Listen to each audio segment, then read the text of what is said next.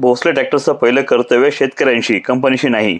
अखंड back rotary तुटल्यास तिला केलेली वेल्डिंग टिकत नाही। एकदा बॉडी बदलली 10,000, तीनदा बॉडी बदलली तर 30,000चा खर्च येतो। तर हा पार्ट तुटला तर एवढाच पार्ट बदलता येतो, पूर्ण बॉडी बदलायची गरज नाही। आणि या बॅक रोटरी मध्ये चेन नाहीये, इथे मध्ये शाफ्ट दिलेला आहे। चेन सायकल मध्ये वापरतात। आपण शेतीच्या कामासाठी ताकदवान विडर जर घेतोय तर चेन कशाला पाहिजे? चेन तर सायकल सारख्या छोट्या वाहनामध्ये वापरतात, शाफ्ट ट्रक सारख्या हेवी ड्युटी कामामध्ये वापरतात। बॅक रोटरीचा डायग्राम बघायला शिका। ज्या बॅक रोटरी मध्ये 15-20 गिअर आणि 15-20 शाफ्ट असतील तर निश्चितच याचं मेंटेनन्सही जास्त असतं।